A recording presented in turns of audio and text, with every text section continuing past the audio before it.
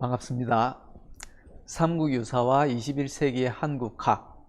오늘은 6번째 강의 건국이야기, 신화인가 역사인가를 이야기하겠습니다.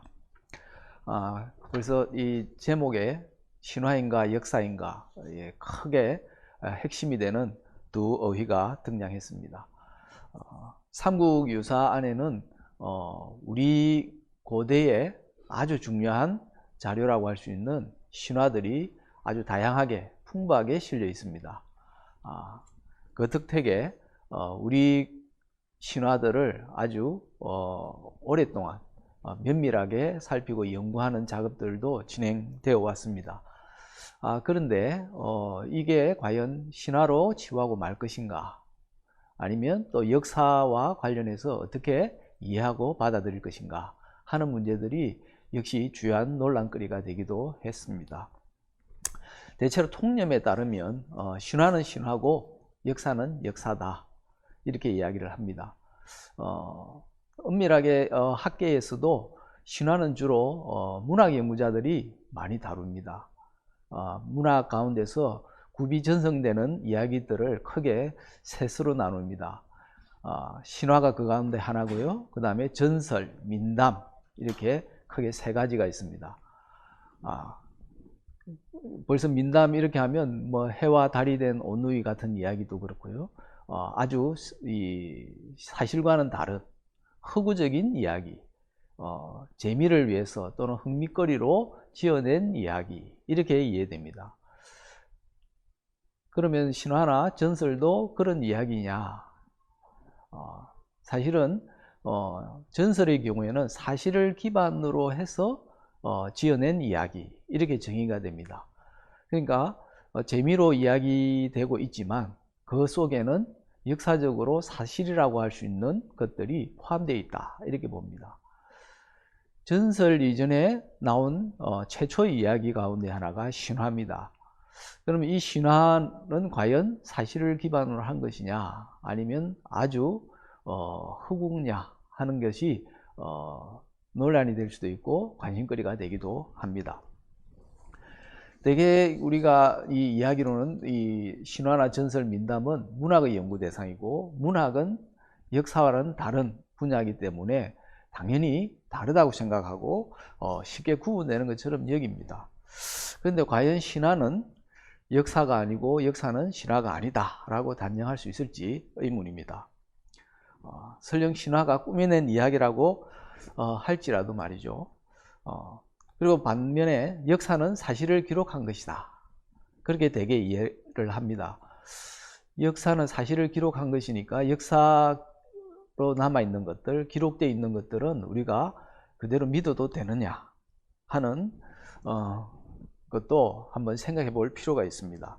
왜냐하면 꾸며냈다고 해서 전혀 없었던 일이다 라고 단정하기 어렵고, 또 사실을 기록했다 하더라도 기록자에 의해서 과장이나 때로는 허구적인 것이 개입될 여지가 충분히 있습니다. 따라서 역사 기록이라고 해서, 또는 역사라고 우리가 말한다고 해서 반드시 실제 있었던 일 그대로 전해지고 있다, 이렇게 믿기는 또 어렵습니다. 중요한 것은 신화든 또는 역사라고 하는 것이든 결국은 인간의 경험을 다루고 있다 하는 점에서 한번 새로운 관점으로 들여다볼 필요가 있습니다. 단지 이제 허구적으로 지어낸 부분이 많으냐, 아니면 사실에 더 충실하려고 노력했느냐 하는 점에서 신화와 역사에서 좀 차이가 있다, 이렇게 말씀드릴 수 있습니다. 그리고 한 가지 더 붙이자면, 신화, 전설, 민담 같은 문학의 경우에는 비록 사실을 다루지는 않았다 하더라도 진실을 표현하고 있다, 또는 진실보다 더 큰 보편적인 원리나 이치를 담고 있다 라고 하는 점에서는 인간의 지적인 부분, 또는 인간의 사고나 관념, 오랫동안 역사적으로 중요한 역할을 해왔던 그런 사유들을 읽을 수 있기 때문에 역사가 아니다 하는 점으로 단순히 치부하기는 어렵다, 이렇게 말씀드릴 수 있습니다. 신화 가운데는 천지를 창조했다든지, 그 다음에 인류의 기원이 도대체 어디냐, 무엇에서 비롯되었느냐 하는 이야기들도 있습니다. 반면에 특정한 민족의 기원이나 또는 건국에 대한 이야기도 신화 속에는 많습니다. 이것이 이른바 이제 건국 신화라고 하는 거고요. 건국 신화에는 당연히 이제 건국의 주체가 되는 인물이 등장합니다. 그런 인물들이 특정한 민족이나 집단의 시조가 되는 경우가 많기 때문에 이런 경우에는 시조 신화다 이렇게도 말씀드립니다. 이런 건국 신화나 시조 신화는 실제 있었던 역사를 바탕으로 한 것이기 때문에 그 신화 내용에 있어서 사실이면서도 사실이 아닌 것 또는 사실이 아닌 듯 하면서도 사실인 경우가 많습니다. 달리 말하면 이제 역사적 진실을 담고 있다 이렇게 간략하게 말씀드릴 수 있습니다. 따라서 신화에서는 그런 진실을 읽어내려는 노력이 필요합니다. 그리고 그 진실은 특정한 집단이나 민족의 경험을 바탕으로 한 것이기도 하고 또 그 집단과 민족을 넘어서 보편적으로 통하는 원리일 수도 있습니다. 기존의 신화 연구는 대체로 근대 민족주의가 싹튼 이후에 활발하게 진행되었습니다. 그러다 보니 이런 민족이나 집단 내에서 전성되던 신화가 연구되면서 그런 민족주의적인 시각이 개입되는 경우가 대부분이었습니다. 그러다 보니 자연스럽게 다른 민족과의 비교를 통해서 우열을 나누는 경우, 즉 자기 민족의 우월성, 자부심을 중점적으로 밝혀내기 위해서 또는 정당화하기 위해서 연구하는 경우가 많았습니다. 그러다 보니 다른 민족의 신화는 폄하하거나 다른 민족을 열등한 집단으로 매도하는 데 이용되는 경우도 종종 있었습니다. 심지어는 근대에 우생학이 발달하면서 이런 민족의 신화를 우생학과 연결지어서 이야기하고 연구하고 하는 경우가 흔했습니다. 이는 신화가 보편적으로 두루두루 존재한다는 사실, 그리고 어느 곳에서나 비슷하면서도 다른 신화들이 동시에 창조되고 이야기되고 또 전승되어 왔다 하는 사실을 너무 쉽게 간과해버린 것이라고도 말씀드릴 수 있습니다. 이거는 다르게 말하면 신화라고 하는 것은 모든 인간들, 어떤 민족이나 집단이든 간에 공통적으로 창조해낸 이야기 형식이라는 겁니다. 그리고 그 이야기 속에는 특정한 민족이나 집단의 경험이 들어있다 하더라도 인간으로서의 보편적인 경험이 또한 들어가 있을 수 있고 보편적으로 다 가질 수 있는 생각이나 또는 감정, 정서 등이 표현되어 있다 이렇게 말씀드릴 수 있습니다. 그런 면에서 보면 신화는 특정한 민족이나 집단의 특수한 역사, 즉 사실만 있는 것이 아니고 모든 인간이 보편적으로 경험할 수 있는 그런 원리나 이치도 자연스럽게 들어가 있다 이렇게 보는 것이 타당하리라 생각합니다. 마찬가지로 삼국유사 속에 들어있는 신화들도 우리 고유의 또는 민족의 신화라고 하지만 거기에는 특수성뿐만 아니고 보편성도 포함되어 있다 이렇게 보시는 것이 마땅하고 그런 관점에서 신화를 이해하려는 노력이 필요하다 이렇게 생각됩니다. 달리 말하면 건국신화라고 해서 사실로서의 역사이기만 한 게 아니고 하나의 보편성을 나타내는 그런 보편적 상징으로서의 역사다 이렇게도 말할 수 있다는 겁니다. 삼국유사에는 다양한 신화들이 있다고 초두에 말씀드렸습니다. 건국신화라는 점에서 특히 또 공통됩니다. 이 삼국유사가 어떻게 보면 역사서를 지향했기 때문에 당연한 일일 수도 있습니다. 역사서라는 측면에서 보면 사마천의 사기를 한번 참조할 수 있습니다. 사마천이 통사를 서술하면서 중국인들 사이에서 오랫동안 전성되던 삼왕오제, 즉 고대의 제왕들을 어떻게 이 역사서 속에 수용할 것이냐, 아마 고민했으리라 생각됩니다. 근데 삼왕에 속하는 복희나 신농씨 같은 인물들은 사마천의 사기의 봉기에는 빠져 있습니다. 왜냐하면 사마천이 보기에 너무나 후황되고 이것은 인간 세상에서 있었던 일로 보기가 좀 어렵다. 적어도 이 춘추 전국시대 이후에 발전된 지적인 사고, 합리적인 사고에서 볼 때 삼왕을 역사적 존재로 보기는 어렵다, 이렇게 판단한 듯 합니다. 그래서 삼왕은 사기에서 배제되어 있습니다. 그리고 그 다음에 오제부터 서술이 되고 있습니다. 사마천이 역사서를 쓰면서 오제를 먼저 거론한 이유 중에 하나는 워낙 역사적인 인물로 오랫동안 이야기되면서 자리를 잡은 요와 순 때문이라고 할 수 있습니다. 물론 요와 순은 건국의 주체, 건국의 영웅은 아닙니다. 그러나 요, 순 다음에 이어진 우왕의 경우에는 중국 고대 왕조, 최초의 왕조라고 할 수 있는 하왕조를 열었던 인물입니다. 따라서 이 하왕조를 열었던 우왕을 이야기하기 위해서 우왕의 계보를 서술하는 관점에서 오제를 다뤘다, 이렇게 보실 수 있습니다. 그래서 사마천의 사기도 역사서이기 때문에 역사에 가장 근접한 신화부터 다뤘다, 이렇게 볼 수 있습니다. 삼국유사도 마찬가지입니다.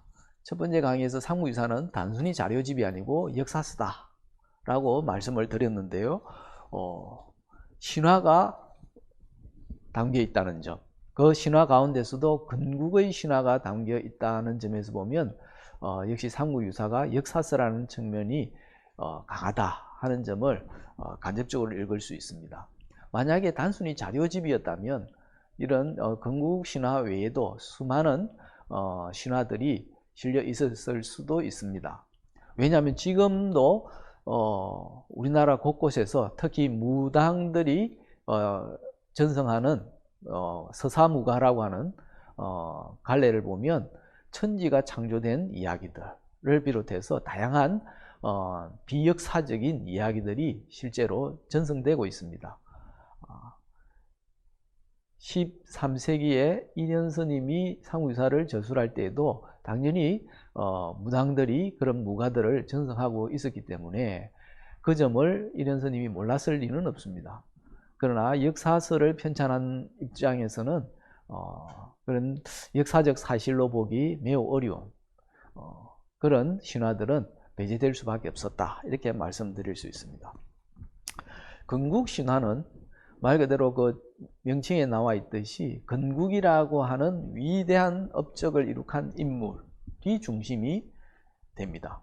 그러다 보니 그 인물을 내세우면 자연스럽게 영웅신화가 됩니다. 물론 영웅신화 중에는 건국과는 관계없는 영웅들도 많습니다. 우리가 잘 아는 헤라클레스라든지 그리스 로마의 신화에 등장하는 인물들을 보면 건국과는 관계없이 그냥 영웅적인 행위로서 중시되는 그런 신화들도 풍부합니다. 그러나 건국신화의 경우는 그 주체가 당연히 자연스럽게 영웅신화의 영웅으로 전환될 수도 있습니다. 그리고 그 영웅으로부터 특정한 집단이나 민족이 시작되기도 합니다. 그럴 경우에는 시조신화다, 이렇게 말할 수도 있습니다. 김해 가락국의 김수로왕 신화 같은 경우도 김해 김씨의 시조신화가 되고, 그 다음에 그 부인인 호황옥 경우에 김해 허씨의 시조신화가 됩니다. 고주몽의 경우에 또 성을 고씨로 처음 썼다고 되어 있으니까 고씨의 시조신화, 이렇게 될 수 있습니다. 이렇게 보면 건국신화, 영웅신화, 시조신화 셋은 명확하게 구분되지 않고 섞여 있다, 이렇게 말씀드릴 수 있습니다. 이런 다양한 면모가 삼국유사 속에 나와 있는 신화들을 통해서 또다시 확인할 수 있습니다. 우선 삼국신화에는 우리가 잘 아는 당군신화를 비롯해서 주몽신화, 혀끝의 신화 등이 있습니다. 이 신화들은 그 자체로 완결된 이야기로 간주되어서 연구되거나 또 해석되곤 했습니다. 일정 부분은 그렇습니다. 여기서 이제 우리가 주의해야 될 부분이 사실 있습니다. 상구유사에서도 이 신화들이 완결된 형태로 있느냐 하는 겁니다. 단군 신화의 경우에는 다른 곳에 그런 관련된 기록이 없기 때문에 오로지 상구유사에 있는 신화만으로 우리가 접근하고 이해하고 해석해야 합니다. 그런 의미에서 보면 단군 신화는 그 자체로 완결됐다 이렇게 말씀드릴 수 있습니다. 그런데 주몽 신화의 경우에는 그 자체로 완결되느냐 단정하기 어렵습니다. 일현스님이 이전에 이규보가 동명왕편을 지었습니다. 물론 이 동명왕편은 이규보가 창작을 한 것이 아니라 민중들 사이에서 굽이 전성되고 있던 이야기들을 토대로 시적으로 표현한 것입니다. 그런데 굉장히 분량이 많고 이야기가 다양하고 복잡합니다. 반면에 상구유사에 나오는 주몽신화는 매우 간략하고 단순합니다. 심지어는 빠진 부분도 있습니다. 일현스님이 상구유사에 주몽신화를 실을 때 참조했던 자료가 김부식의 삼국사기에 나오는 고구려 분기 속의 주몽신화입니다. 그런데 그 부분을 전부 인용을 한 것이 아니고 앞부분 절반 정도만 인용을 했습니다. 따라서 주몽신화라는 측면에서 보면 완결된 이야기로 보기 어렵습니다. 그렇다면 상구유사에서 주몽신화를 어떻게 볼 거냐? 이 경우에는 상구유사라고 하는 텍스트 속에서 어떻게 배치되어 있느냐, 그리고 다른 조목들과 관계는 어떠냐 라는 측면에서 관심을 갖고 접근할 필요가 있습니다. 말씀드린 바처럼 상구유사는 그 자체로 역사서입니다. 특히 이 신화들이 서술되어 있는 기편은 나름대로 연결성을 갖고 쭉 배치되어 있습니다. 따라서 그 가운데 한 부분을 차지하고 있는 신화의 경우에 앞의 이야기들 그리고 뒤에 이어지는 이야기들과의 관련성 또는 연관성 속에서 분석하고 해석하는 것이 본래의 뜻을 파악하는 데 훨씬 마땅하고 또 유용하다 이렇게 말씀드릴 수 있습니다. 간단하게 말하면 부분과 부분 또는 부분과 전체 속에서 신화들을 이해하고 해석할 필요가 있다 이렇게 말씀드릴 수 있습니다. 그러다 보면 동명왕편처럼 독립된 신화와 다른 그런 의미라든지 또는 진실을 찾아낼 수 있지 않을까 그런 생각을 해볼 수 있습니다. 그 다음에 상구유사의 신화들을 이야기할 때 간과해서는 안 되는 중요한 점이 또 하나 있습니다. 신화는 원시 시대와 고대 시대의 산물이다 하는 것이 공통된 견해입니다. 건국신화라는 것만 하더라도 가장 역사적인 사실과 가까운 신화이지만 대체로 보시면 그 신화들이 고대 국가의 건국과 긴밀한 관계가 있습니다. 따라서 고대 사회의 산물이다 이렇게 말씀드릴 수 있습니다. 물론 이 고대의 신화가 굽이 전성되면 중세를 거쳐서 근대까지 충분히 원래의 모습을 갖고 전해질 수도 있습니다. 그러나 굽이 전성되는 과정에서는 또 변모도 일어날 수 있다는 점 우리가 충분히 감안할 수 있습니다. 흥미롭게도 상구유사의 신화는 고대 이후에 전성되던 것이 중세라고 하는 시대에 기록된 것입니다. 특히 중세는 기록이 구전되는 것보다 훨씬 우월하다라고 인식되던 시기입니다. 이것은 고대인들과 중세인들의 사유, 세계나 관념이 매우 다르다라는 점을 알려주기도 합니다. 그렇다면 이런 중세 시기에 이 기록으로 남게 된 신화들을 고대의 형태로 그대로 남았다라고 우리가 단정할 수 있느냐 하는 점도 반드시 제고해 볼 필요가 있습니다. 따라서 구전되더라도 변형될 수 있고 또 기록이 되는 과정에서도 변형이 일어날 수 있다 하는 점도 간과해서는 안 될 점이다 하는 점 먼저 언급해 둡니다. 이런 신화와 관련된 몇 가지 주의사항과 함께 지금 삼국유사에 남아있는 신화들은 과연 어떤 형태로 되어 있고 거기에 담겨있는 의미는 무엇이며 그 이면에 숨어있는 진실은 또 무엇인지 한번 깊이 들어가 보도록 하겠습니다. 삼국유사의 첫 번째 신화는 널리 알려진 단군 신화입니다. 기편의 첫 번째 고조선 조목에 실려 있습니다. 거기에 옛고자 기록할 기자 고기에서 말했다라고 하면서 이련스님이 그 고기에 있는 기록을 그대로 옮겨 실었습니다. 안타깝게도 지금은 그 고기가 남아있지 않을 뿐만 아니라 어떤 기록인지도 정확하게 알 수는 없습니다. 다만 이런 기원전 2333년 내 건국된 고조선 이야기가 실려 있는 것으로 봐서는 굉장히 오랜 역사 또는 역사라고 인식되던 그런 이야기들이 풍부하게 실려 있었던 자료가 아닌가 이렇게 생각을 할 수 있습니다. 이 단군 신화의 내용은 간단하게 말씀드리면 환웅으로부터 시작되죠. 하늘에 환인이라고 하는 천신이 존재를 하고 그 환인의 서자인 환웅이 인간 세상을 구워보면서 널리 인간을 이롭게 하고 싶다 하는 바람을 갖습니다. 그 바람을 알아챈 환인이 아들 환웅을 인간 세상에 이제 내려보내면서 시작됩니다. 내려보낼 때 천부인이라고 하는 일종의 정표가 되는 세 가지 보물을 주면서 인간 세상을 다스리라고 합니다. 환웅은 무리들을 이끌고 신시라고 하는 곳에 내려와서 세상을 다스렸다라고 합니다. 이게 첫 번째 대목입니다. 그리고 그 다음에 곰과 범의 이야기가 등장합니다. 곰과 범이 있어서 사람이 되고 싶어 했다. 이들이 이제 환웅을 찾아와서 그 바람을 이야기했더니 환웅이 쑥과 마늘을 주어서 굴 속에서 100일 동안 삼가면서 잘 버티면 이제 사람이 될 수도 있다 하는 일종의 비결을 가르쳐 줍니다. 범은 실패하고 곰은 성공을 하죠.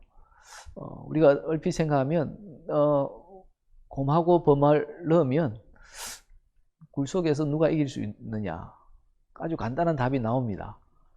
범이 이길 리가 없습니다. 육식동물인 범은 쑥과 마늘 자체를 먹을 수도 없고 동물 생활도 하지 않습니다. 근데 곰은 굴 속에 들어가서 동면을 하면 쑥과 마늘 없이도 아마 100일은 충분히 버틸 수 있는 동물이다. 그래서 이 곰과 범의 어떻게 보면 사람이 되기 위한 대결에서 곰이 이기는 것은 자연스럽습니다.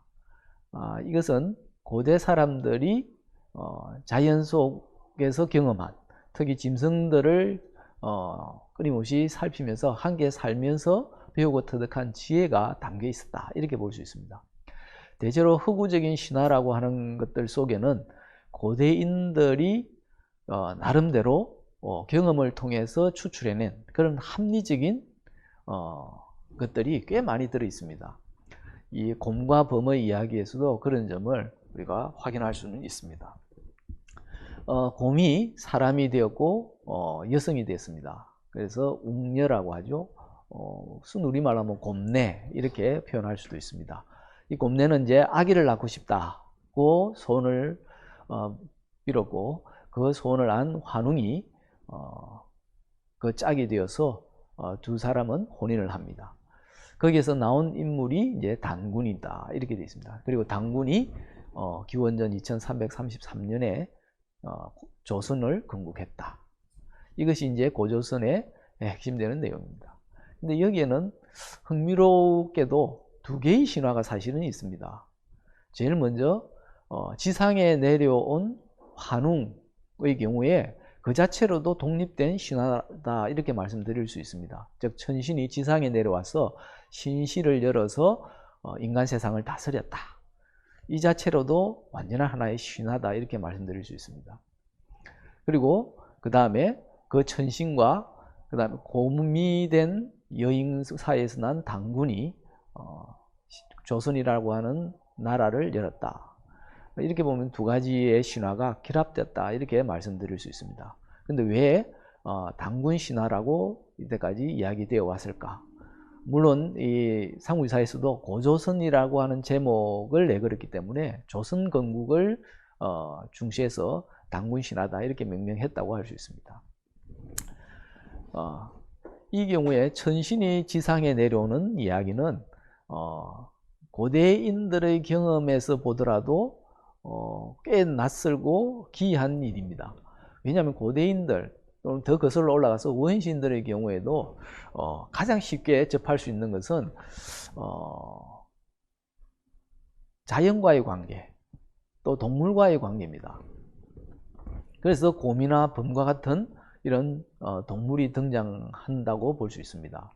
반면에 하늘이라고 하는 공간은 전혀 인간의 경험과는 멀리 떨어져 있습니다. 그래서 천신의 등장이 과연 어떤 의미를 갖느냐라고 할 때 후대에 덧붙여진 인간의 인식이 발달하면서 추상적이고 관념적인 사고가 발달하는 과정에서 나타난 그런 설정이 아닐까 이렇게도 생각해 볼 수 있습니다. 이 곰이 사람이 되었다 하는 신화는 짐승이 사람이 되었다라는 이야기가 되기도 하고 그것은 다르게 말하면 사람이 짐승 가운데 특히 특별한 어떤 대상을 숭배했다라고도 이야기할 수 있습니다.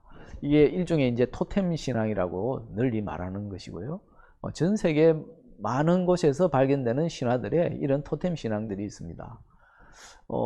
예를 들면 일본 혼슈라 그러죠. 본토에서 북쪽에 있는 민족들 가운데 이 아이누족이 있습니다. 아이누족만 하더라도 일본 열도에 한 10,000년 전에 건너가서 자리를 잡았던 가장 오래된 민족입니다. 이 아이누족은 이제는 뭐 거의 아이누 박물관이 만들어진 만큼 거의 존재감이 사라지고 마치 박제된 존재처럼 일본에서 취급을 하고 있습니다만은 20세기 초반까지만 하더라도 일본 이 홋카이도 지역과 그 밑에 혼슈의 북쪽 지역에는 아이누족들이 대거 살았습니다. 이 아이누족의 에서 이제 전승되는 이야기 가운데 그 유카르라고 하는 게 있습니다. 두 가지가 있는데요. 카무이 유카르라고 하는 것과 아이누 유카르라고 하는 것이 있습니다. 카무이 유카르에서 카무이는 신을 뜻하고 유카르는 이야기, 서사시, 일종의 신화를 가리키는 뜻입니다. 그래서 카무이 유카르 이러면 신에 관한 서사시 이렇게 말씀드릴 수 있습니다. 그 다음에 아이누 유카르라고 했을 때 아이누는 사람을, 인간을 뜻합니다. 그러니까 아이누족은 인간족이라는 뜻이겠죠. 그래서 이 두 가지 신화가 즉 서사시가 전승되고 있는데요.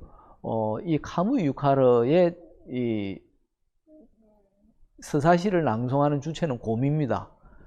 동시에 곰이 곧 신입니다. 즉 곰신이 자기 이야기를 늘어놓는 것이 카무이 유카르입니다. 이것은 다르게 보면 아이누족들이 곰을 숭배하면서 곰의 입장에서 서사시를 노래했다 이렇게 볼 수 있습니다. 그런 이 동물로서의 어떤 특정한 대상을 내세워서 숭배하고 그리고 그 노래를 지어서 그들을 기리는 이런 것은 널리 퍼져 있는 신화 형태다 이렇게 말씀드릴 수 있습니다. 이 당군 신화에서 곰, 웅녀가 등장하는 것도 일종의 그런 신화가 변형된 형태로 도 이해할 수 있습니다. 즉 곰을 숭상하는 부족이 나중에 다른 곳에서 이주해온 이른바 천신족이라고 하는 그런 부족이나 민족 또는 집단과 결합하면서 이 당군 신화가 형성된 게 아니냐 이렇게 이해해 볼 수도 있습니다. 이 짐승을 숭배하는 것은 당연히 수렵 사회에서 있을 수 있었던 이야기 이렇게 볼 수 있습니다. 그러면 이제 천신이 등장하는 것도 다르게 해석해 볼 수가 있습니다. 이 당군신화 앞부분에 환웅이 등장하면서 환웅이 인간 세상에 내려온 뒤에 곡식을 어떻게 재배하는지 곡식과 관련된 것을 인간에게 전해 주었다 하는 대목이 나옵니다. 즉 곡식은 농사와 관련되어 있으니 당연히 수렵 이후에 생업이 변화한 상태에서 등장한 신화가 이 환웅신화다 이렇게도 이해해 볼 수 있습니다.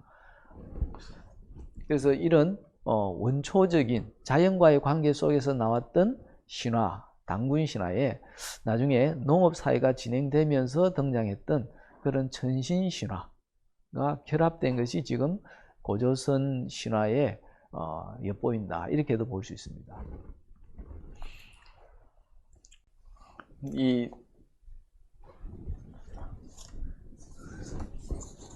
천신과 지신족의 이런 결합, 이것은 어떻게 보면 다른 두 개의 종족이나 민족의 결합이 어떻게 이루어졌느냐 하는 점을 보여주는 하나의 사례라고도 할 수 있습니다. 대체로 다른 민족끼리는 다른 신화를 구비전승하고 있습니다. 초대에 말씀드린 것처럼 각 신화는 그 민족에서만 숭앙하고 숭배하면서 신성하게 여깁니다. 따라서 다른 민족과 결합할 때 그 신화들은 대부분 배척될 소지가 굉장히 많습니다. 실제로 그렇게 배척되거나 배제되었다 이렇게 볼 수 있는 경우가 흔합니다. 역사적으로도 그런 점은 곳곳에서 확인할 수 있습니다. 그런데 이 당군 신화에서는 이 천신과 지신, 즉 웅녀로 대표되는 이 지신이 결합하면서 대립과 갈등, 투쟁 이런 면이 나타나지 않습니다. 말하자면 둘 이상의 민족이 조화로운 관계에서 융합했다 하는 것을 읽을 수 있습니다. 그랬을 때 새로운 국가를 이룩하는 일이 원만하게 이루어질 수 있다 라는 것을 알려준다고 말할 수 있습니다. 즉 대등하게 서로 융합할 때만 온전한 국가가 이룩될 수 있다라고 하는 그런 이치를 전해준다 이렇게 말씀드릴 수 있습니다. 사실 국가가 등장한다든지 또는 국가가 등장하기 이전이라도 사회가 복잡하게 형성되고 그리고 사회 구조가 발달하면 할수록 인간들의 문제가 굉장히 첨예하게 나타납니다. 그래서 인간들끼리의 문제 때문에 등장하는 것이 바로 죄와 법의 문제입니다.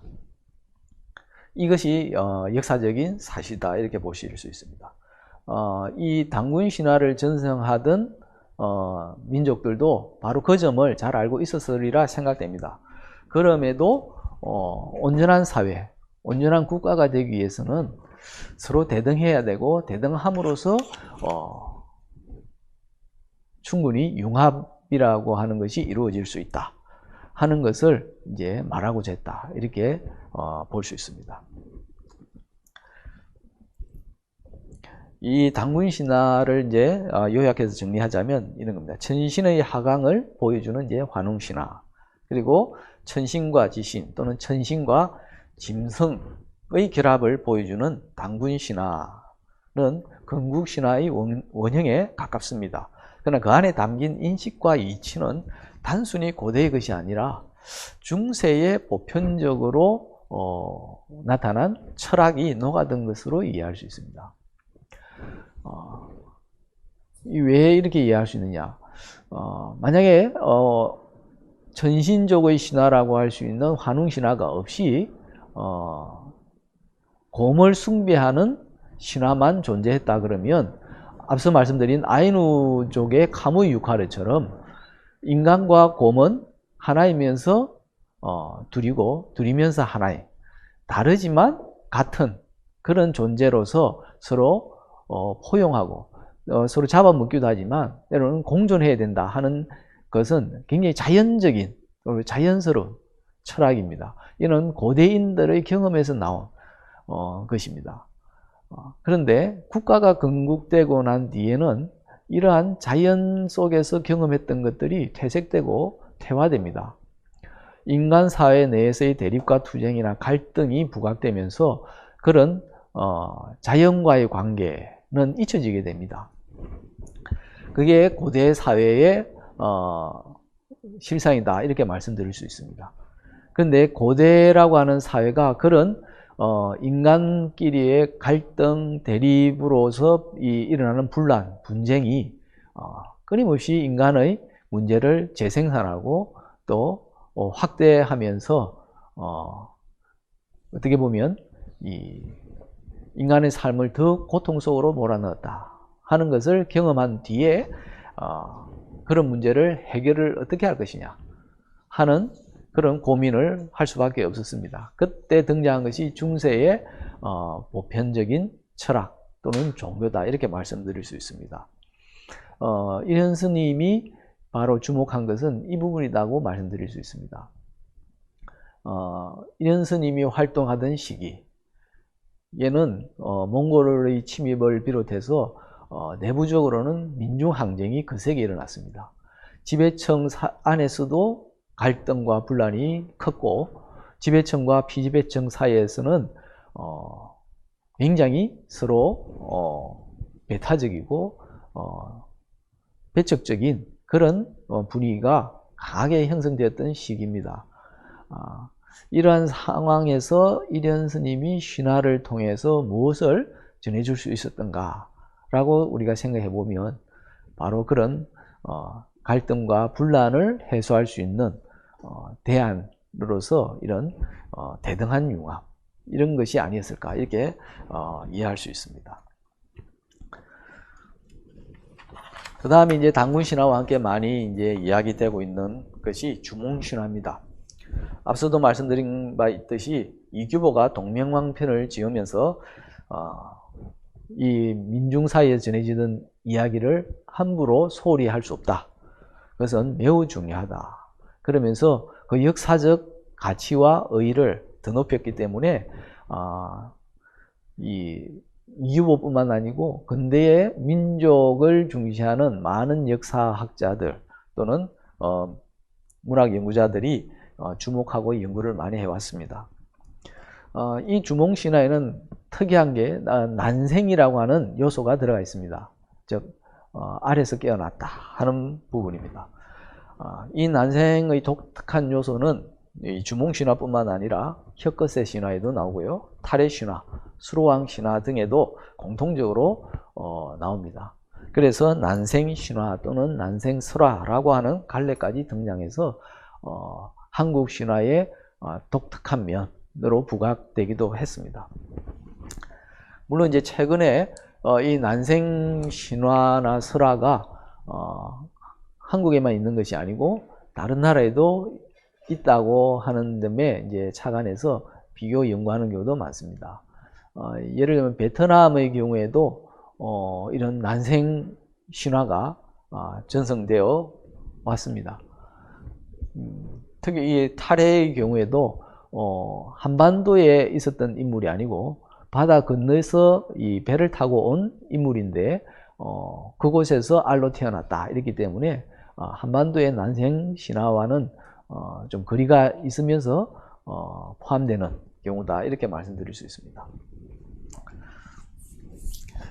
이런 난생 신화에 대해서는 좀 이따가 다시 한번 살펴보기로 하고요. 우선은 이 주몽 신화가 삼국유사 속에서는 어떤 형태로 서술되어 있느냐 하는 부분을 이제 주목해보자 하는 겁니다.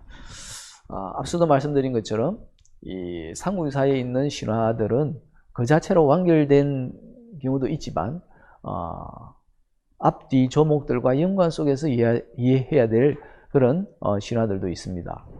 그 대표적인 신화가 이제 주몽신화다 이렇게 말씀드릴 수 있습니다.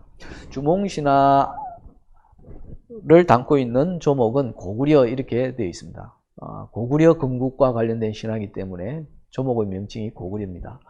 그 앞에는 동부여가 있고 또 그 앞에는 북부여가 있습니다. 이 고구려가 건국되는 과정을 이해하기 위해서는 북부여부터 살펴봐야 됩니다.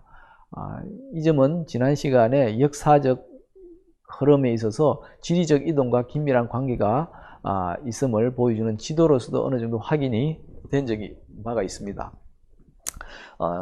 오늘 이 시간에는 이 신화의 내용을 통해서 한번 그 연결성 또는 연관성을 한번 살펴보도록 하겠습니다. 대부분 주몽신화를 연구하시는 분들은 이 연결성을 그렇게 중시하지 않고 다루지를 않아왔습니다. 그런데 연결을 지으면 흥미로운 진실들을 찾아낼 수도 있습니다. 우선 먼저 북부여의 경우에 보시면 거기에도 고기의 기록을 인용했습니다. 고기에서 말하였다 이러면서 전한시대 선제 신작 3년 임술년 매우 명확하게 연대를 밝히고 있습니다. 기원전 58년입니다. 기원전 58년 4월 8일에 천재의 아들이 흘승골승에 5마리 용이 끄는 수레를 타고 내려와서 도읍을 세우고 왕이라 일컬었으며 국호를 북부여라 했다. 네, 이 점에서 흥미로운 게 4월 8일이라는 것과 이 4월 8일은 4월 초파일을 떠올리게 합니다. 환웅신화에서 환인에 대해서 일현스님이 주석을 어떻게 달았냐면 환인은 제석이라고도 한다 이렇게 됩니다. 제석은 제석천입니다.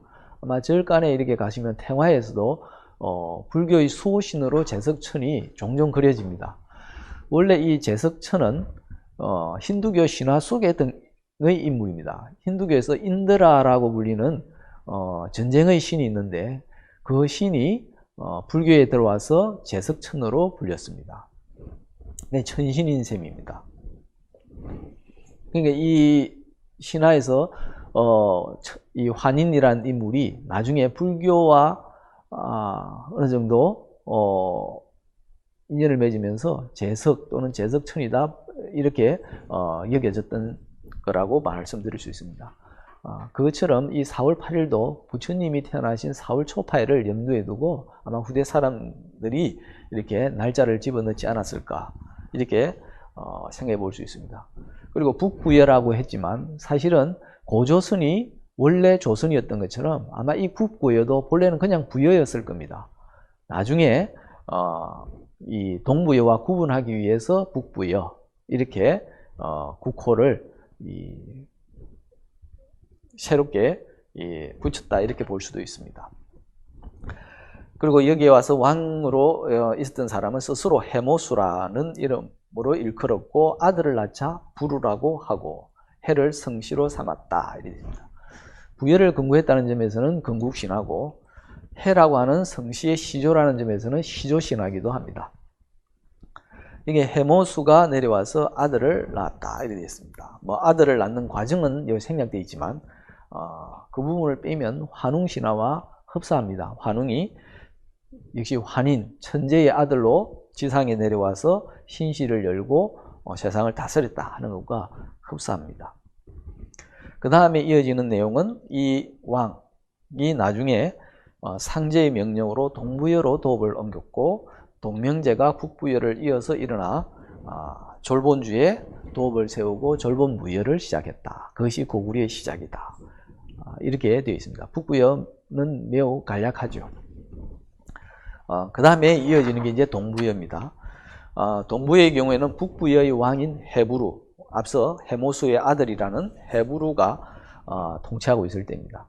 재상 아람굴이 꿈을 꾸고 그 꿈에 따라서 동쪽 가스본이라는 곳으로 옮겨가서 새로 왕도를 세웁니다. 그리고 국호를 동부에다 이렇게 고쳤습니다. 역시 이제 동부여 건국신화다 이렇게도 볼 수 있습니다. 흥미로운 점은 그 다음에 이어지는 내용입니다. 헤브루는 늙었어도 자식이 없었는데 하루는 상관 내에 제사를 지내며 대를 이을 자식을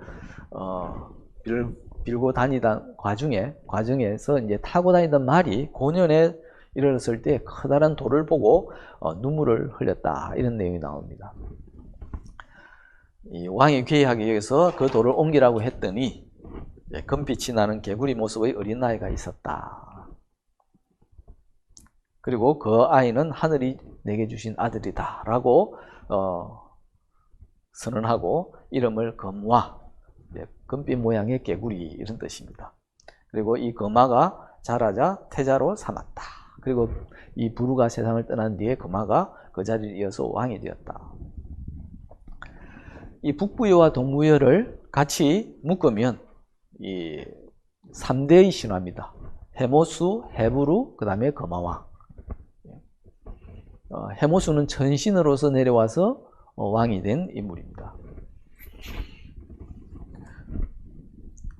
그런데 이 동부여를 보면 헤브루는 천신의 아들이지만 별 신령하다고 할 수 있는 것이 없습니다. 반면에 금화왕이 특이하게 태어나죠. 신령한 존재로서 이 금화왕이 부각되고 있습니다. 어떻게 보면 이 동부여의 신화의 핵심은 금화왕이라고 말씀드릴 수 있습니다. 즉 금화왕 신화, 이렇게 말씀드릴 수도 있습니다. 근데 여기 보면 해모수가 내려와서 나라를 만든 것. 근데 나라를 세우고 난 뒤에, 얼마 뒤에 도읍을 옮깁니다. 그 다음에 금화왕도 매우 신이하게 태어나는데 내용이 아주 간략합니다. 왜 이런 현상이 일어나는가 한번 생각해 볼 필요도 있습니다. 여기에 동부의 말미에 이렇게 나오죠. 금화왕을 이어서 왕위에 오른 대소 때 고구려 왕 무휴리 동부여를 쳐서 대소를 죽이고 나라는 멸망했다 하는 내용입니다. 불행하게도 부여의 역사가 짧았다는 겁니다. 부여의 역사가 짧았기 때문에 그 부여족들이 전승하던 신화가 더 오랫동안 신성시되면서 전승될 수가 없었고, 그러다 보니 그 이야기 자체가 퇴색했다 또는 간략하게 줄여서 소략하게 되어버렸다, 이렇게 말씀드릴 수 있습니다. 말 그대로 건국의 신화는 그 건국을 한 민족들이 오랫동안 명맥을 이어갈 때 비로소 신성한 이야기로서 풍부해지기도 하고 확고하게 자리를 잡기도 합니다. 그런 점에서 보면 이 부여의 신화는 명맥이 길지 않았던 탓에 매우 소략하게 서술되는 것으로 그쳤다, 이렇게 말씀드릴 수 있습니다. 그리고 이 동부에 이어서 고구려가 등장을 하고 이 고구려에서 이 주몽신화가 길게 이야기되고 있습니다. 실제 이 삼국유사에서는 이 주몽신화를 간략하게 서술을 하기는 했지만 동명왕편을 보든지 아니면 김무식의 삼국사기에 실려있는 주몽신화를 보면 상당히 길고 자세하고 흥미진진한 이야기들이 여럿 있습니다. 그것을 보면 고구려가 건국된 뒤에 적어도 700여 년 동안 이어졌던 덕분에 그런 풍부한 내용이 고스란히 남아서 전하게 된 게 아닌가, 이렇게 말씀드릴 수 있습니다. 제가 이 자료에서는 고구려의 주몽신화는 거론을 안 했습니다만은 간단하게 말씀드리면 이제 다들 아는 내용이긴 하니까 왜 앞에 동부여가 있느냐 하는 것과 긴밀한 관계가 있습니다. 일현스님은 삼국유사에서 고구려 조목에 이렇게 했습니다. 삼국사기 고구려 본기에 이렇게 서술되어 있다. 즉 삼국사기 고구려 본기에 있는 내용을 끌어왔다 하는 것을 밝혔습니다. 밝히면서 약간 구성을 다르게 했다고 말씀드릴 수 있습니다. 금화왕이 이 태백산 남쪽 우발수가에 갔다가 유화라고 하는 여인을 만납니다. 그래서 그 여인을 여인으로부터 이제 전해 들은 이야기가 시작이 됩니다. 그 여인이 하는 말이 나는 하백의 딸이며 이름은 유하다 이렇게 이야기를 합니다. 그러면서 천재의 아들이라고 하는 해모수라는 남자를 만나서 웅신산이라고 나와 있습니다. 그 고뭉자의 신신자인데 웅신, 곰을 섬겼던 신이라는 뜻이니까 웅신산은 곰신앙과 관계 있는 지역이라고 말씀드릴 수 있습니다. 그 웅신산 근처로 자기를 유혹해 가서 정을 통했다. 그러고 난 뒤에는 해모수가 가버리고 자기만 남겨두었다. 아버지인 하백이 그 사실을 알고 중매도 없이 남자를 만났기 때문에 너는 더 이상 집에 머물 수 없다라고 해서 쫓겨났다고 이야기합니다. 이 중매도 사실은 흥미로운 이야기입니다. 이건 중세의 사람들이 가질 수 있는 발상이죠. 왜냐하면 고대 사람들에게 혼인은 꼭 중매가 아니고 오히려 근대와 마찬가지로 아주 자유롭게 남녀가 만나서 혼인을 결정하고 그래서 결합해서 사는 형태가 이 고대사입니다. 중세에 우리가 보편 종교, 보편 철학을 이야기하지만 또 한면에서는 중세에는 도덕 윤리라고 하는 것도 아주 중요하게 등장하던 시기이기도 합니다. 반면에 고대에는 그런 도덕 윤리가 철저하고 엄격하지 않았을 뿐만 아니고 그렇게 중시되지 않았습니다. 오히려 인간이 갖고 있었던 본래의 어떤 성정이나 또는 감정을 더 중시했던 시대가 고대입니다. 그것이 이제 중세에 오면 윤리나 도덕이라는 이름으로 많이 억눌려지게 되죠.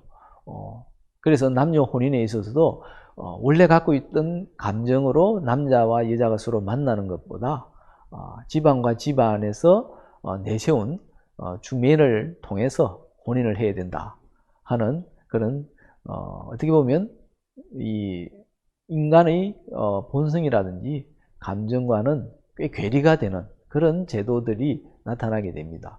그래서 이 고대 신화지만 중세에 전승되면서 기록되다 보니까 아마 그런 중세의 어떤 혼례의 형태 이것이 고대 신화에 녹아 들어간 게 아닌가 이렇게 이해될 수 있습니다. 유화가 그렇게 이야기하고 난 뒤에 금화왕이 유화를 데려와서는 골 깊은 방에 가두어둡니다. 가두어두었다는 것도 흥미롭습니다. 굳이 낯선 여인을 데려와 놓고 왜 그렇게 깊이 가두어두는가 하는 것도 의문이죠. 신화에는 이렇게 단순히 합리적으로 이해하기 어려운 내용으로 치부하기보다 의문을 갖게 만들고 그 의문을 해결하려고 하다 보면 의외의 진실을 발견할 수 있도록 이렇게 구성되는 경우가 많습니다. 이어서 말씀드리면 이렇습니다. 그 골방에 같이 있는 유화에게 햇빛이 비칩니다.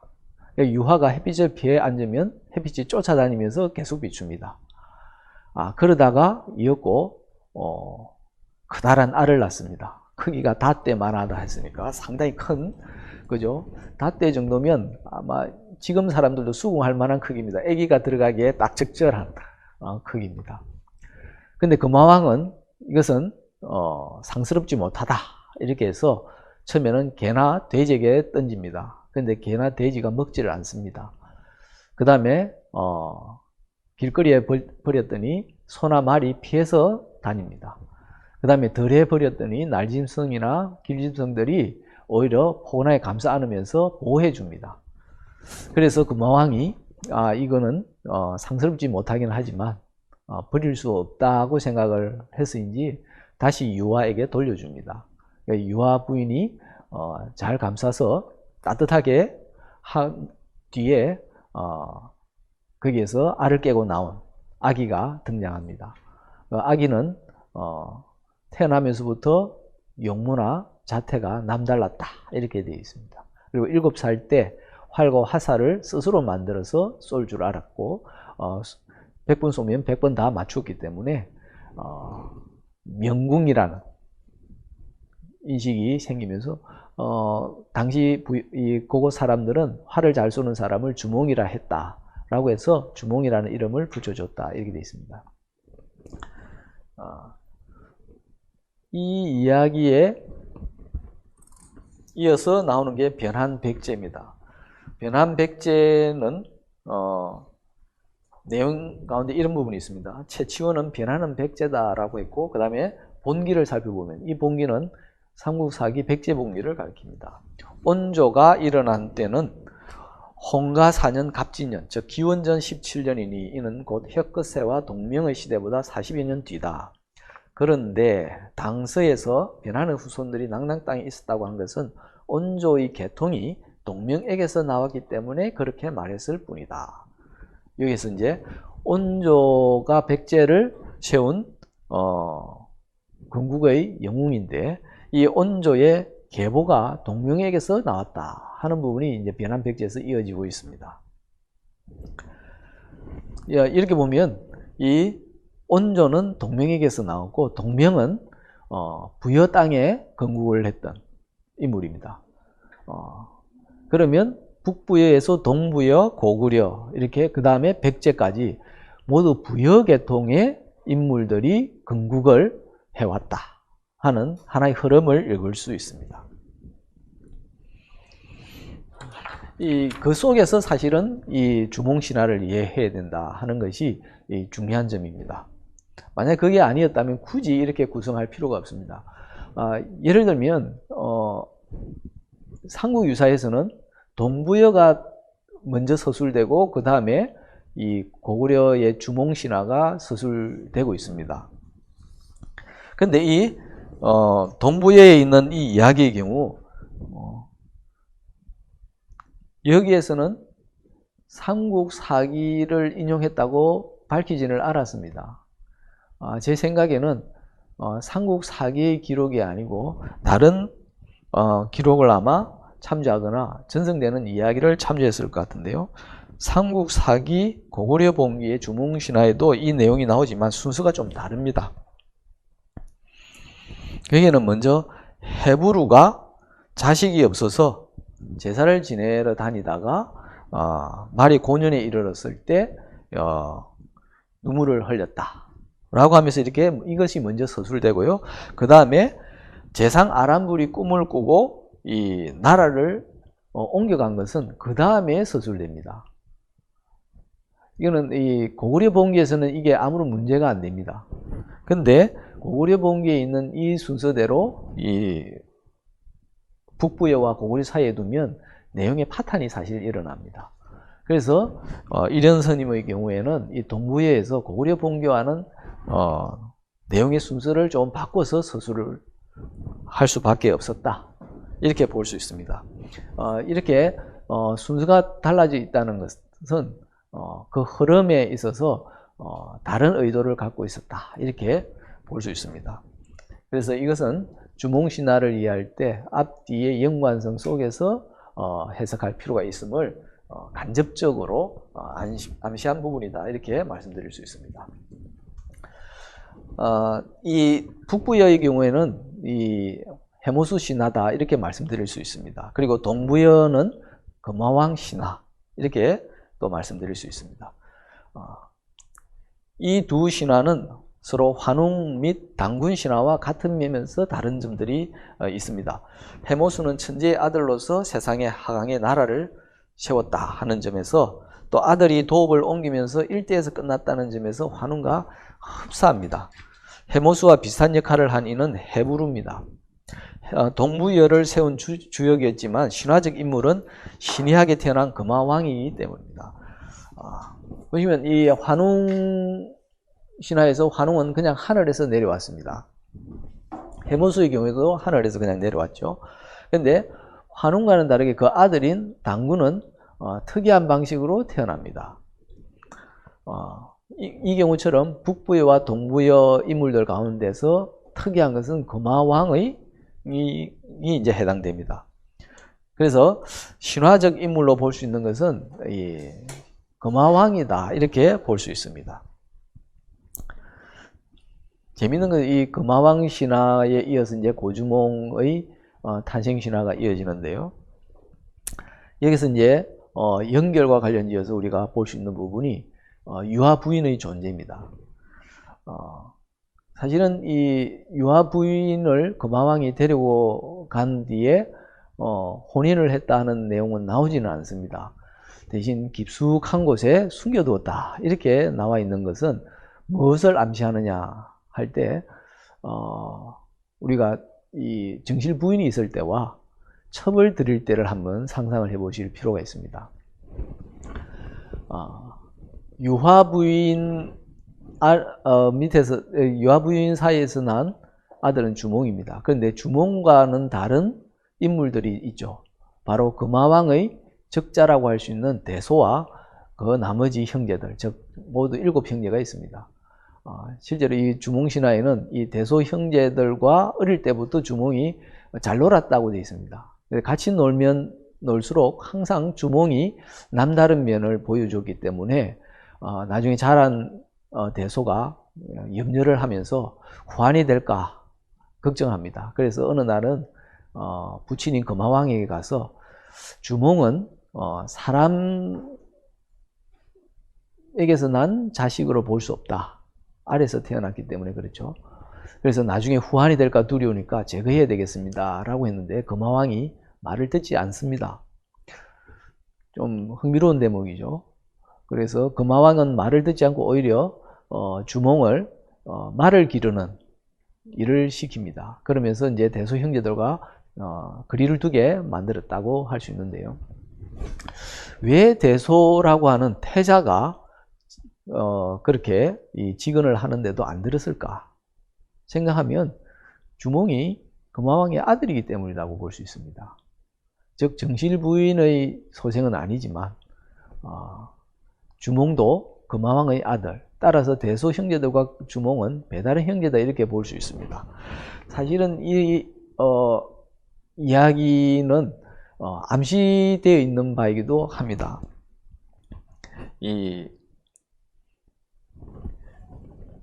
고구려라는 조목의 주몽 신화를 이야기하고 난 뒤에 맨 끝머리에 이런 스님이 특이하게 법원주림이라고 하는 당나라 때 편찬된 불교 백과사전의 이야기를 끌어옵니다. 거기에 어떤 이야기가 있냐면 어느 나라 왕인지 모르지만 영풍리 왕이 있었는데 영풍리 왕의 시녀가 어느 날 아이를 배었다. 이렇게 됩니다. 그래서 영풍리 왕이 시녀에게 어떻게 해서 네가 아이를 배었느냐 했더니 하늘에서 이상한 기운이 자기한테 꽂혀서 잉태를 하게 되었다. 이렇게 이야기합니다. 영풍리 왕이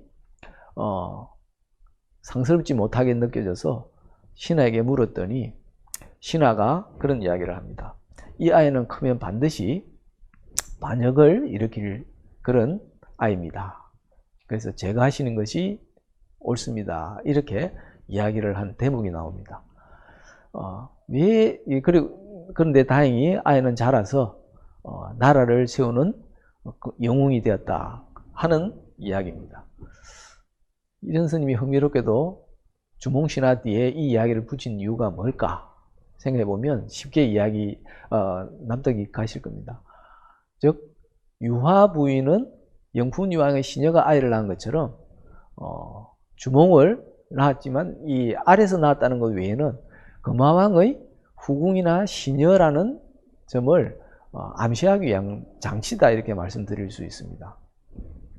그리고 이련 스님이 주석을 달아놓기를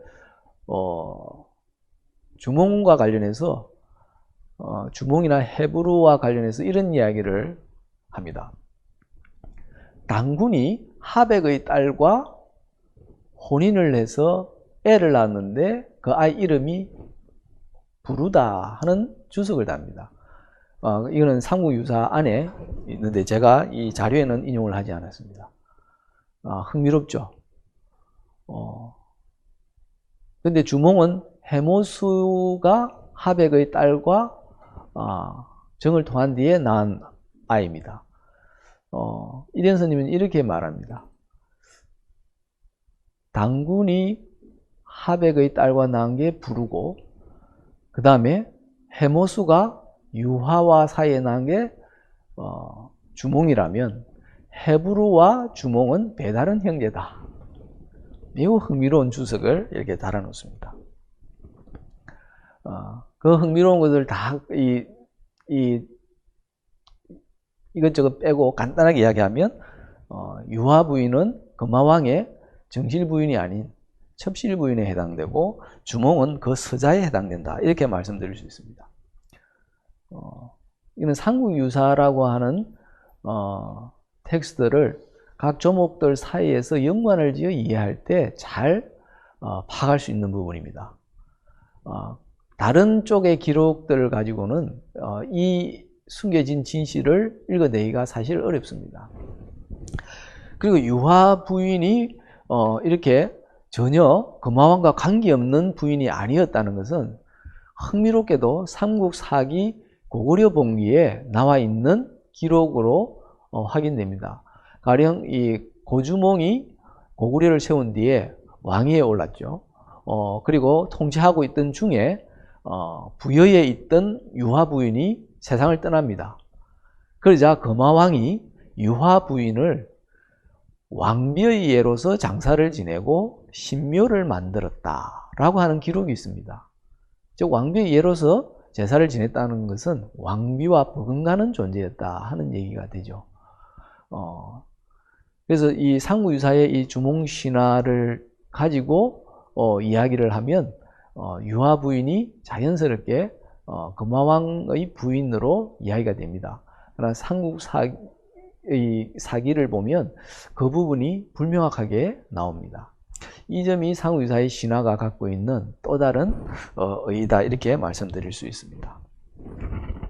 그리고 온조의 경우에는 백제를 궁극한 주역으로서 나름대로 영웅이라고 할 수 있는데 왜 삼국유사에서는 그 부분이 부각되지 않았느냐? 당연하게도 온조는 주몽의 아들입니다. 주몽이라는 존재가 건국의 주역으로서 이미 대단한 영웅으로 숭배된 상황입니다. 따라서 그 아들인 온조가 독립된 영웅으로서 그렇게 신화화되기에는 너무 역사적 사실 속에 깊이 들어와 있었다 이렇게 말씀드릴 수 있습니다. 그래서 안타깝게도 백제에서는 이런 온조에 대한 신화가 제대로 마련되지 못했다 이렇게 말씀드릴 수 있습니다. 그게 삼국유사에서도 그렇게 신화적 내용이 거의 빠진 상태에서 변한 백제가 서술되어 있다 이렇게 말씀드릴 수 있습니다. 참고로 제가 이제 주몽신화의 경우 우리가 난생소라 또는 난생신화라는 측면에서 특이하게 다루기도 하고 특히 이제 민족신화로서 주몽신화를 워낙 부각시키면서 주몽만이 그런 특별한 모습을 보여주는 것처럼 이야기되는 경우가 많은 듯해서 제가 사마천의 사기본기에 있는 대목 하나를 끌어왔습니다. 사마천의 사기에는 보면 제일 처음에 오제본기가 나오고요. 그 다음에 하나라가 건국된 하본기, 그 다음에 상왕조가 건국된 내력을 서술한 은본기, 그 다음에 주본기가 이어집니다. 주본기의 제일 첫 부분에 신화적 내용에 해당되는 이야기가 나옵니다. 그 내용이 이렇습니다. 중국에 이제 후직이라고 하는 신화적 인물에 대한 이야기입니다. 후직은 이름이 기다 이렇게 되어 있습니다. 그 어머니는 강원이다. 제곡이라고 하는 오제 가운데 한 사람인 제곡의 정비다 이렇게 되어 있습니다. 근데 강원이 들에 나갔다가 거인의 발자국을 보고는 가슴이 설레고 들떠 그것을 밟고 싶어졌다. 발자국을 밟았더니 몸이 꿈틀거리는데 아기를 가진 것 같았다. 달이 차서 아들을 낳았는데 불길하다고 여겨 좁은 골목에다 버렸으나 말과 소가 지나면서도 밟지 않고 피해갔다. 이 주몽신화와 겹치는 부분이죠. 숲속에 옮겨 놓았으나 마침 산에 사람이 많아서 다시 옮겨다 또랑의 얼음 위에 버렸지만 새들이 날개로 덮어주고 깔아주었다. 이 부분도 주몽신화와 흡사합니다. 강원이 신기하게 여겨 데려와 키웠다. 처음에 아이를 버리려 했기 때문에 이름을 버릴 기자를 써서 기라고 했다. 이렇게 나옵니다. 주몽신화가 이 후직의 신화를 영향을 받았는지 받지 않았는지는 확인할 길은 없습니다. 근데 흡사한 면이 분명히 있습니다. 근데 여기에도 보면 재밌는 대목이 강원이 들에 나갔다가 거인의 발자국을 보고 가슴이 설렜다. 과연 정말로 그인의 발자국을 밟았을까 하는 건 의문이죠. 아마 이 남편인 제국이 아닌 다른 남자를 만났다 하는 것을 이렇게 신화 속에서는 완곡하게 표현했다고 볼 수 있습니다. 그렇기 때문에 달이 차서 아들을 낳았는데 불길하다고 여겼던 이유도 그것이죠. 이 남편이 아닌 남자와의 사이에서 난 아이이기 때문에 버릴 수밖에 없었던 정황이 여기에 암시되어 있다, 이렇게 말씀드릴 수 있습니다. 어쨌든 이런 신화적인 유사성들이 곳곳에 있습니다. 그게 표현되는 방식이나 또는 그 소재 면에서 차이가 있기는 하지만 자연을 바라보고 또 자연과의 관계 속에서 인간사를 풀어가는 데 있어서는 사람들이 비슷하게 사고했다 하는 흔적을 읽을 수가 있습니다. 그 다음에 이제 이 주몽신화에 나와 있는 난생의 문제와 관련해서 한번 살펴보도록 하겠습니다. 이 난생신화를 어떻게 볼 것이냐, 즉 난생 아래서 태어났다 하는 것을 어떤 상징으로 볼 거냐 하는 것은 참 흥미로운 지점입니다.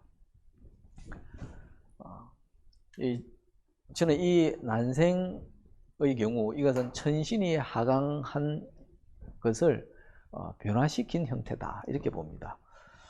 가령 주몽이 방 속에 갇힌 유아에게 햇빛이 따라와 비추면서 잉태된 것, 그 다음에 혀껏새 신화에서 혀껏새가 나전 곁에 이상한 기운이 번개불처럼 땅에 드리워지면서 나타난 아래서 깨어났다는 것, 그 다음에 수로왕을 비롯한 6 가야의 왕들이 모두 하늘에서 드리워진 금합 속의 아래서 나왔다.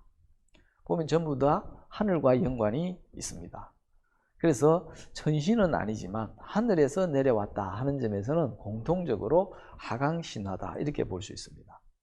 그리고 이것은 바로 하늘과 땅 또는 천신과 짐승의 결합을 상징적으로 나타낸다고 말할 수 있습니다. 그러니까 알이라고 하는 것 자체가 기존의 연구자들은 해를 상징한다, 이렇게 많이 이야기했습니다. 물론 그 점도 어느 정도 수긍할 수 있는 부분인데 단군 신화나 여러 신화들과의 관계 속에서 이렇게 보면 알은 짐승을 상징하는 것이 아닐까. 그렇게 보면 천신과 짐승의 결합이라고 하는 단군 신화에서 볼 수 있는 것을 이렇게 변형된 방식으로 볼 수 있다, 이렇게 말씀드릴 수 있습니다. 한편 이제 환웅 신화와 이렇게 견주어 보면 다른 점도 있습니다. 환웅은 하강한 뒤에 신실을 열었고 다스렸습니다. 다른 집단이나 민족과 관련 없이 그 환웅과 환웅의 무리에 속한 집단이 독자적으로 나라를 연 겁니다. 반면에 난생한 영웅들은 이미 존재하던 집단이나 민족 속에서 건국이라고 하는 위협을 이룹니다. 이는 하늘에서 내려왔다는 것이 다른 곳에서 이주해 왔다 하는 사실을 암시하는 것으로 해석할 수 있습니다. 이 점은 특히 이제 같은 난생 신화를 할 수 있는 탈의 신화에서 확실하게 드러납니다. 역시 이제 삼국유사에 이 탈의와 관련된 내용을 보시면 탈의는 본디 용성국 사람으로 되어 있습니다. 용성국에서 알로 태어나 괴짝에 넣어져서 배에 실려 떠돌다가 신라 땅에 이르렀습니다. 탈의는 용왕의 아들이라는 점에서 출신이 고귀하고 그래서 천신의 자식이나 마찬가지입니다. 그럼에도 난생이라는 것은 변형된 신화라고 하는 것이 여기서 상징적으로 나타나 있다. 그리고 이 변형의 핵심에는 이주라고 하는 역사적 사실이 깔려 있다, 이렇게 볼 수 있습니다. 말 그대로 이주해온 집단이나 민족이 그곳에 원래 뿌리를 내리고 살고 있던 집단이나 민족과 결합하면서 정치적 우위의 역사적 사실을 이렇게 난생이라고 하는 요소를 통해서 일종의 신화화한 것이 아닌가, 이렇게 이제 이해될 수 있습니다. 그리고 이런 이주 집단이 분명한 상황에서 토착 집단이나 민족과 대립하거나 갈등을 일으킬 여지가 있음에도 그런 갈등을 최소화했다는 것. 가령 탈해가 꾀를 써서 호공의 집을 빼앗으면서 이제 알려지게 되고 남의 왕으로부터 지혜로운 사람이다라고 하는 이런 인정을 받는 것은 이주 집단이 정착하는 과정을 사실은 보여줍니다. 아마도 본래의 신화에서는 이렇게 크게 무리 없이 융화된 게 아니고 대립과 투쟁을 통해서 우열을 결정하고 그래서 쉽사리 융화되지 못했던 사실들이 있었을 수도 있습니다.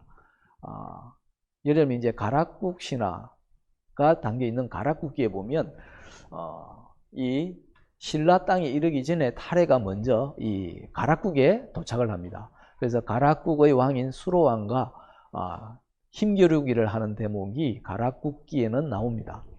거기에서 물론 탈해는 패배를 하고 패배한 뒤에 무리를 이끌고서 다시 바다로 떠납니다. 그리고 아마 그 뒤에 신라 땅에 이르렀다 이렇게 볼 수 있는데요.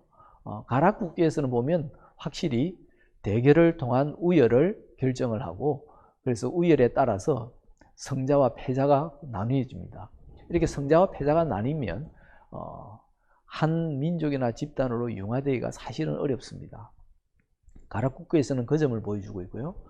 반면에 신라 땅에 이르렀던 탈해의 경우가 보여주는 그 과정은 정착 과정은 그런 대결과 투쟁으로는 기존의 집단이나 민족과 쉽사리 융화하기 어렵다. 그래서 융화할 수 있는 방식을 다르게 고안해 내야 되는데 아마도 이때 꾀를 쓰거나 이런 부드러운 방법으로 접근하고 자리를 잡는 그런 방식으로 전환된 것. 이게 어떻게 보면 탈해 신화가 보여주는 또 다른 숨은 의미다 이렇게 말씀드릴 수 있습니다. 위에 앞서 이제 건국신화 또는 이제 난생신화 그리고 건국신화이면서 이 시조신화라고 할 수 있는 것들을 이게 살펴봤습니다. 근데 우리가 이제 삼국유사의 이 기편 앞부분을 보시면 고조선 다음에는 위만조선이 있고 그 다음에 위만조선 외에도 마한이나 진한, 변한 그리고 발해 등에 대한 이야기들이 있습니다. 이들에 대해서도 대체로 이 이주 집단이나 또는 새로운 여러 민족이 화합해서 나라를 세운 이야기들이 서술되어 있습니다. 규모의 차이가 있겠지만 나름대로 국가를 이루었다고 볼 수 있는데 그런데 이들 이야기에서는 건국신화라고 할 수 있는 것이 보이지 않습니다. 이 점도 매우 중요한 점이고 흥미로운 점입니다. 대체로 이제 건국신화 이러다 보니 당군신화나 주몽신화, 혁허세신화 등에만 주목을 하는데 어떻게 보면 건국을 했지만 신화가 없는 이 조목들도 같이 아울러 살펴볼 필요가 있다 하는 겁니다. 그래서 제가 위만조선과 마한, 발해와 관련된 간단한 이야기들을 이 자료에 올려놨습니다. 위만조선의 경우에는 원래 연나라 땅, 즉 중원에서 동북부 지역에 있던 연나라 지역의 위만이 망명하려고 무리를 모아서 동쪽으로 달아났다가 폐수를 건너 진나라의 옛 땅에 도착한 뒤에 그곳에서 살았다 이렇게 되어 있습니다. 그리고 그들은 진번과 조선의 오랑캐들과 옛 연나라와 제나라에서 망명해왔던 자들을 차츰차츰 억눌러서 누르고 왕이 되어 왕금에 도읍했다 이렇게 되어 있습니다. 여기서는 군대 위력으로 가까이 있는 작은 고을들에 쳐들어가 항복시키면서 땅을 넓혔다 이런 이야기가 나옵니다. 연나라 사람 위만이 와서 나라를 세운 이야기입니다. 근데 이제 이 위만의 경우에도 왜 신화적 인물이 되지 못했느냐?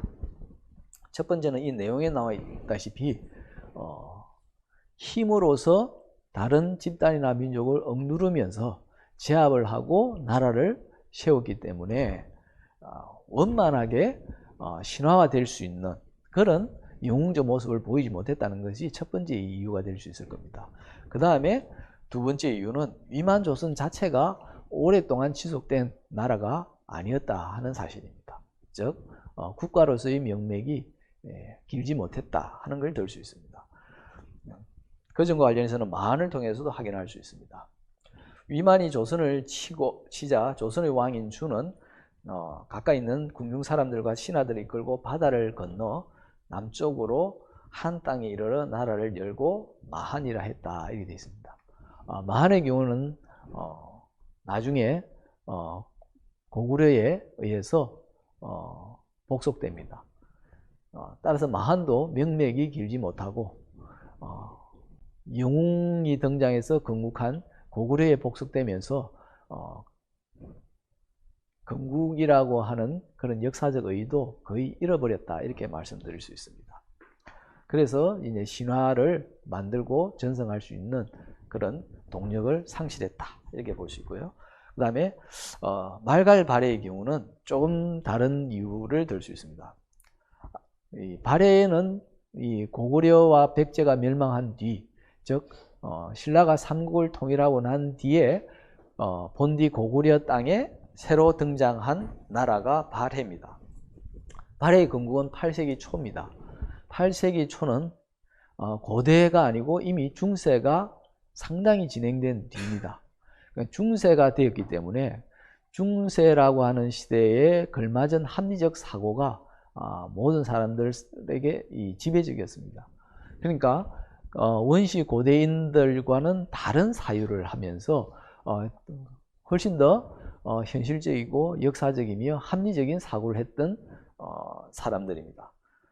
그래서 대조영이라고 하는 인물이 나라를 세우고 처음에 진단이라 부른 뒤에 나중에 발해라 부르고 그리고 오랫동안 역사를 이어갔지만 나라를 세운 시기가 신화의 시대가 아닌 역사의 시대였기 때문에 신화를 새롭게 만들어서 그 신화적 인물을 숭배하면서 전승하는 것과는 시기적으로 맞지 않았다 이렇게 말씀드릴 수 있습니다.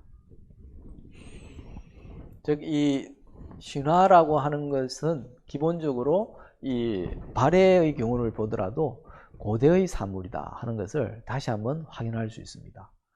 물론 나중에 이제 고려를 창건한 경우에 고려사를 보면 이 고려 시조들에 대해서 신화적인 이야기들을 만들어서 고려사의 앞부분에 싣기는 합니다.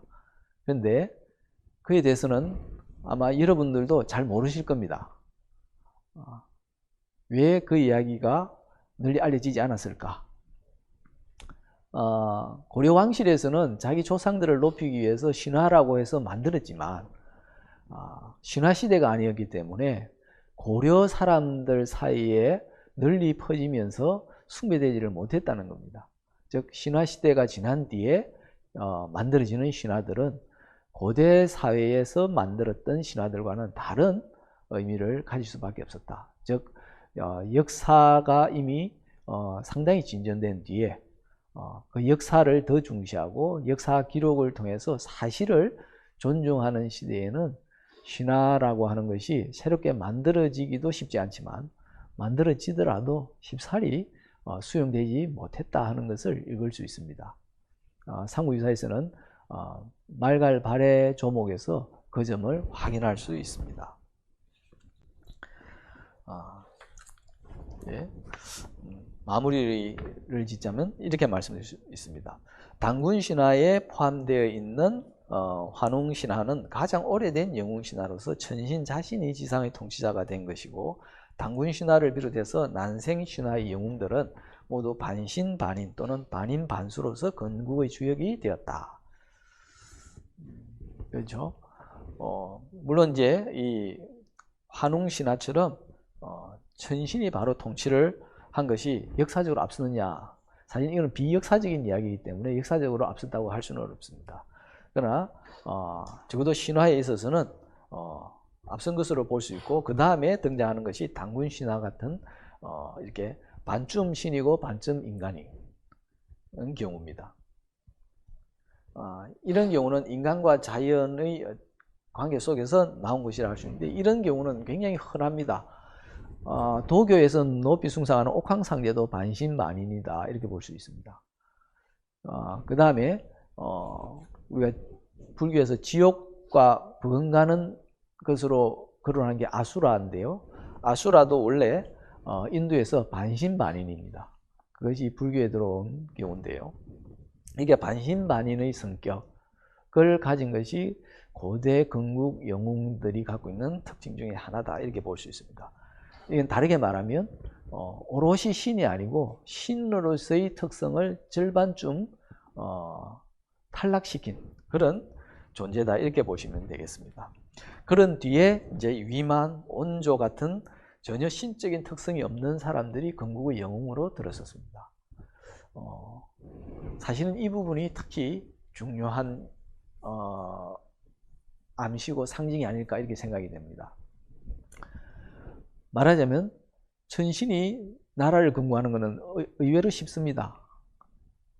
무소불위의 능력을 이미 갖고 있는 존재이기 때문이죠. 그리고 그 다음으로 천신은 아니지만, 오롯한 신은 아니지만 신과 인간을 반반씩 섞은 존재도 상당한 능력을 타고난 영웅입니다. 그런 영웅이 나라를 건국하는 것은 어떻게 보면 이 여러 신화들을 통해서 볼 수 있듯이 그렇게 큰 어려움 없이 고난이나 시련 없이도 건국을 할 수 있습니다. 반면에 위만이나 온조 등과 같은 인물들은 그런 신적인 속성을 전혀 갖지 않은 순수하게 인간입니다. 인간이 건국을 한다는 것은 굉장히 힘듭니다. 위만 조선만 하더라도 다른 집단이나 민족과 투쟁하고 대결해서 복속시켜야 되는 그런 과정을 거쳐야만 합니다. 이것은 결국은 신화에서 역사시대로 신 중심에서 인간 중심으로 역사가 이어진다 하는 그런 인식의 전환을 읽을 수가 있습니다. 즉 인간 중심의 시대 또는 역사가 펼쳐지는 것을 이 조목들의 흐름을 통해서 또는 신화 건국과 관련된 여러 이야기들을 통해서 확인할 수 있습니다. 흥미로운 것은 이제 인간 중심의 역사가 펼쳐진다고 해서 그것이 마냥 좋은 거냐 하는 거죠. 왜냐하면 인간이 원시 시대나 고대 사회처럼 복잡하고 대규모의 그런 사회를 구성하지 않았을 때는 오히려 그 집단 내에서 차별이나 차등이 별로 없었습니다. 근데 사회 구조가 복잡해지고 나라의 크기가 커지면 커질수록 그리고 다양한 민족들이 포함될수록 사실은 그 내부에서는 차등이 생길 수밖에 없고 그 차등에 따른 차별도 나타나게 됩니다. 이것이 이제 갖가지 대립과 갈등을 일으키는 요인이 되기도 하죠. 바로 이 문제를 이제 어떻게 해결할 거냐 하는 것이 중세인들의 가장 큰 고민이고 과제였습니다. 삼국유사에서도 그 점을 중시하고 있습니다. 이전에 삼국유사가 내세운 중요한 원리 중에 하나가 대등의 원리다 이렇게 말씀드렸습니다. 사실 이게 국가가 건설되고 난 뒤에 여러 가지 차등과 차별이 나타나지만 가장 큰 것은 두 가지입니다. 상층 지배층과 하층 민중 사이의 대립과 갈등입니다. 그 다음에 또 하나 중요한 것은 남성과 여성의 우열론입니다. 즉 남성은 우위에 있고 여성은 열등하다라고 하는 사고가 자연스럽게 형성되고 그 다음에 오랫동안 끈질기게 이어집니다. 과연 이것이 올바르고 타당하냐, 이 문제를 해소할 길은 없느냐 하는 것과 관련해서 삼국유사에서는 다양한 이야기를 통해서 보여주고 있습니다. 그 가운데 하나로 건국신화를 비롯한 여러 신화 속에서 사라진 여성들에 대한 존재의위 그리고 그 가치를 다시 한번 살펴보는 것, 그리고 그러한 여성들이 그 다음에 어떤 존재로서 부각되느냐 하는 것을 확인하는 겁니다. 오늘은 이 건국 이야기를 통해서 건국 신화가 곧 영웅 신화이면서 시조 신화다 하는 것을 살펴봤고요. 그리고 그 과정에서 우리는 이 신화의 주역들이 모두 남성 영웅이었다 하는 것을 확인했습니다. 이것은 역사적 사실이기도 하겠지만 중세에 기록되면서 또는 전성되는 과정에서 변모된 것일 수도 있습니다. 과연 변모된 것인지 아닌지, 이것은 다음 시간에 건국 신화의 숨은 주역인 여성들을 살피면서 또 다른 관점에서 이야기를 해보도록 하겠습니다. 오늘은 여기까지 하겠습니다. 고맙습니다.